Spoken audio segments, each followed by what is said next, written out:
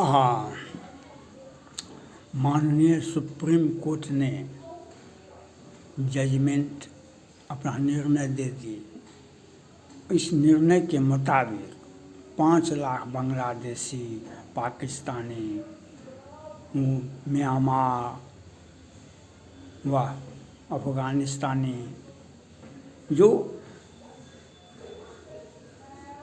भारत को जो अपना चारागाह बना के रखे हुए थे, उन सभी लोगों को देश से बाहर निकाला जाएगा। अभी तो अनुमानित 5 लाख है। प्रधानमंत्री जी को भी, राहुल गांधी जी को, विपक्ष को भी यह बात तय करना पड़ेगा, क्योंकि जब दिल्ली में श्रद्धा को 35 टुकड़ा में काटा गया, निकिता तोमर को कॉलेज कैंपस में गोलियों से उड़ा दिया क्योंकि वह कबूल नहीं किया श्रद्धा को 35 टुकड़ा में। और दिल्ली से ये केजरीवाल जी मुख्यमंत्री जी थे, तो हम कहा कि हम दिल्ली को पीएफआई का मुख्यालय बनाएंगे, दिल्ली को पीएफआई का मुख्यालय बनाएंगे। दिल्ली में शाहीन बाग बना दिए। तो ये इंडी गठबंधन और राहुल गांधी जी को पूरा सहयोग देना पड़ेगा। ये जो सिंदूर योजना है, ये सिंदूर योजना का पटापक्ष कभी भी भारत में नहीं हो सकता है। ये 1948 से ही पूरे भारत में ये चलता आ रहा है। और ये इंडी गठबंधन, ये ममता बनर्जी, ये इंडी गठबंधन क्या, नीतीश कुमार क्या, लालू यादव क्या, वोट बैंक के लिए ये लोग नहीं, ये ममता बनर्जी शाहजहां शेख को हीरो बना के रखे थे। बांग्लादेश आज खूब बोलते हैं, बांग्लादेशी थे वे, और हिंदू आदिवासी लड़कियों को उसके हवाले किया जाता था। और ममता बनर्जी अपना राजनीतिक ये छोटो मोटो घटना होता है, तो यह देश में अराजक की स्थिति पैदा किया जा रहा है। और सुप्रीम कोर्ट का भी जजमेंट आ गया है। तो जब अमेरिका के स्कूलों में नन्हे मुन्ने जो बच्चे थे, नन्हे मुन्ने बच्चे, दूसरा तीसरा का, वहाँ पर गोलीबारी होती थी। आज उस समय आज ट्रम्प साहब ने भारतीयों को भी निकाला, कहा कि ये सभी आपराधिक हैं। चीन के लोगों को भी ट्रेन में बैठा करके वापस भेजा। तो भारत को भी अमेरिका की नीति पर विचार करना पड़ेगा।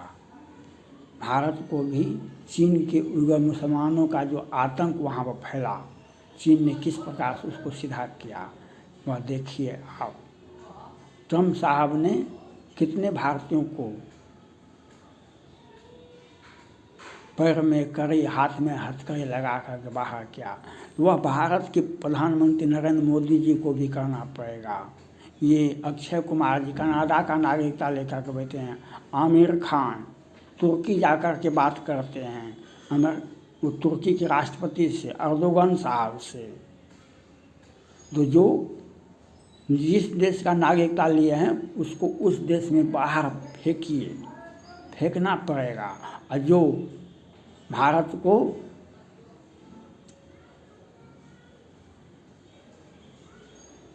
को हम अराजक की स्थिति बनाएंगे, भारत को हम जम्मू कश्मीर तो ले ही लिए और पूरा भारत को हम ले लेंगे। 2 में आज देखिए बिहार में, पहले नियम था बिहार में, जो तीसरा बच्चा हुआ कहीं तो आप अयोग्य हो गए मुखिया पंचायत के चुनाव में। अब कहाँ गए, और वह नीति कहाँ गया? बिहार सरकार बतावे वह नीति कहाँ गया आपका? आज तो शुक्रवार को स्कूल बंद होता है। पहले भी इंडी गठबंधन का यहाँ पर सरकार था तो स्कूल बंद होता था। पहले हमारे देश में रविवार को ही सभी कार्यालय बंद होता था। आज बिहार सरकार के सौजन्य से शुक्रवार को भी बंद हो जाता है। तो ये जो तुष्टीकरण की नीति अपना रहे हैं, चाहे राहुल गांधी जी हों कि इंडी गठबंधन के सभी नेता हों, जो देश तभी हमारा हिंदू और हमारा मुसलमान भाई सुरक्षित हो सकता है जब हम विदेशी ताकत को बाहर का रास्ता दिखा दें। आपके घर में अतिथि देवो भव हमारे यहाँ नियम है, लेकिन अतिथि अगर आकर के आपके घर में रह गए तो आपको घर से भागना पड़ेगा। भारत का जो इतिहास है, गजनी वह भारत पर लूटपाट करने के लिए आए थे।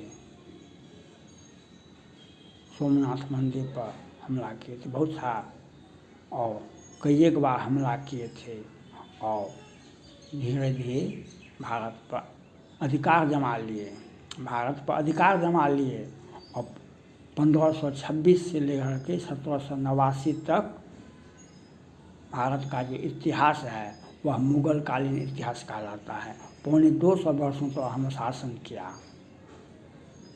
पौने 200 वर्षों तक। और 1789 से 1947 तक अंग्रेज़ों ने शासन किया हमारे ऊपर। तो इस बात को ध्यान में रखना पड़ेगा। हम भारतवासी, हिंदू हो, सिख हो, मुसलमान हो, ईसाई हो, जो भारत में हैं, वे भारत में सुरक्षित तभी तक रह सकते हैं जब तक आप विदेशी ताकत को बाहर का रास्ता नहीं दिखाएंगे, उनको वेलकम करेंगे, तो आप खुद सिकुड़ जाएंगे, संकुचित हो जाएंगे, आपका विकास रुक जाएगा। आपके देश में, आपके राज्य में, आपके ज़िला में, आपके शहर में अराजक की स्थिति पैदा है। पूरे भारत में कोई भी राज्य को आप देख लीजिए जो 3 के बदले 30 हो जाते हैं। तो इसके लिए सघन जांच होनी चाहिए। एनआरसी का व्यापक रूप से लागू होना चाहिए। और ये जो सिंदूर योजना है, ये होता रहा 1948 से ही ये सिंदूर योजना चलता रहा। हिंदुओं को काटो, हिंदुओं को भगाओ जम्मू कश्मीर से और वहाँ पर कैप्चर कर लो। वहाँ के जो मुख्यमंत्री जो भी हुए हैं वह एक ही आदेश दिया करते हैं, ये ज़मीन खाली है, ये ज़मीन का 2 साल का रेवेन्यू देकर अपना नाम से करवा लो। तो पूरे देश को इस प्रकार से भड़बड़ाने का, हिंदुओं को तंग करने का साजिश रचा गया। इसमें कांग्रेस पार्टी सबसे अव्वल है। आज राहुल गांधी का चेहरा दिखाई पड़ा ना, ये अमेरिका में थे, पहलगांव की घटना हुई, उनका समर्थन से ये सहयोगी हैं उमर अब्दुल्ला जी के सरकार में, और तुरंत अमेरिका से आ गए जम्मू कश्मीर में। आप उनके साथ फ़ोटो खिंचा करके देश को क्या संदेश दिए कि आतंकवाद ऐसा फैलेगा फूलेगा, हम अपने सहयोगियों के साथ हैं, उमर अब्दुल्ला जी के साथ हैं। और उमर अब्दुल्ला जी क्या बोले, धारा 370 लागू है, ये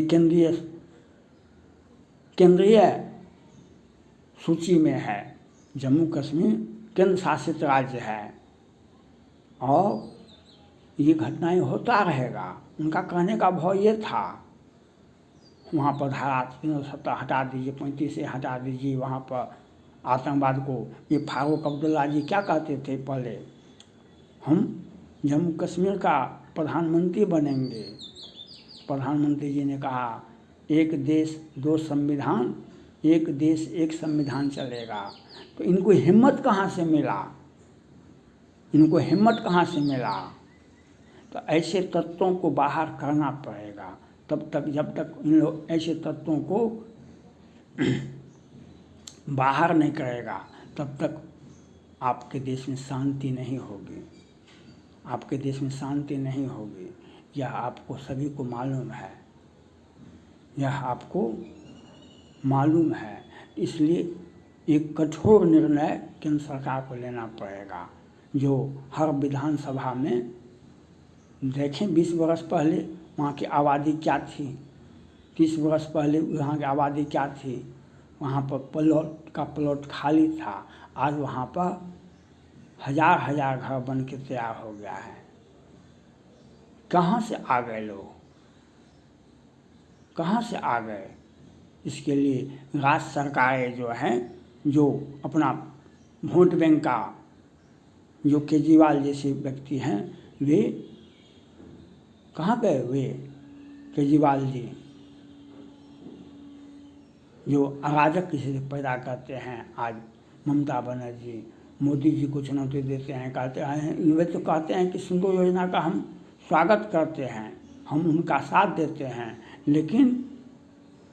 लेकिन वहाँ पर बांग्लादेशियों को आगे रख कर के राजनीति कर रहे हैं, बांग्लादेशियों को आगे रख कर के राजनीति करते हैं, और हिंदुओं को जिस प्रकार से अराजक की स्थिति पैदा करके दिए हैं ममता बनर्जी, उनको याद होना चाहिए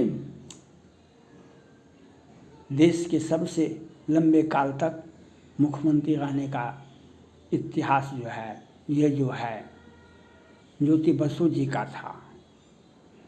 लगातार 25 वर्षों तक मुख्यमंत्री है। आज कम्युनिस्ट पार्टी कहाँ है? कम्युनिस्ट पार्टी कहाँ है? तो ये अराजक सत्ता में बने रहने के लिए आप जो भी काम करते हैं, वह सत्ता, जो विधानसभा का चुनाव हार सकता है, जो चुनाव विधानसभा का हार गया, फिर जनता ने वह उसे बता दिया, और आज वह हिंदुओं को प्रताड़ित की सिवा और कुछ नहीं कर सकते हैं। ये ममता बनर्जी हिंदुओं को प्रताड़ित करने के सिवा और कुछ नहीं कर सकते हैं। मुर्शिदाबाद में वक्फ बोर्ड के पक्ष में तोड़ फोड़ हुई, जांच तो होता रहता है, क्योंकि वे उस अराजक स्थिति को पैदा करते हैं जो हम, तो यह नहीं चलेगा। इसलिए कठोर निर्णय लेना पड़ेगा। ट्रंप साहब के जैसे ट्रंप साहब ने अपने देश का जो कचरा था उसको बाहर करने का काम किया, और जो भारतीय थे वहाँ पर, जो चीनी थे और मुस्लिम देशों के तो सैकड़ों लोग अपने भाग गए। उसी प्रकार से भारतवासी को यह, और सभी राजनीतिक दलों को, सरकार के इस निर्णय को हमारा अस्तित्व तभी बचेगा जब हम सभी भाई, हम सभी भारतीय एक साथ एकजुट रहेंगे तब। और तो विदेशी ताकत को आप अपने घर में जगह नहीं दें। वह अगर आएंगे तो 3 के बदले 30 हो जाएंगे, 30 के बाद वह 300 हो जाएंगे। आप अल्पसंख्यक हो जाएंगे, आप अल्पसंख्यक हो जाएंगे। सैकड़ों जिला में जाके देखें, हिंदू अल्पसंख्यक हो गया है। केरला में जाके देखें किस प्रकार से हिंदू अल्पसंख्यक हो गया है। बहुत सारे जिला में, बहुत सारे विधानसभा में, वह 20 वर्ष पहले वहाँ पर नहीं था। इसके लिए मोदी जी को कमर कसनी होगी, और जो पाकिस्तान से कि म्यांमार से कि बांग्लादेश से आकर के बस गए हैं, जो म्यांमार से आकर के बस गए हैं, उन सभी को देश के नूह की घटना आपको दिल में है, आपने देखा है। नूह की घटना दिल में है और देखा है आपने।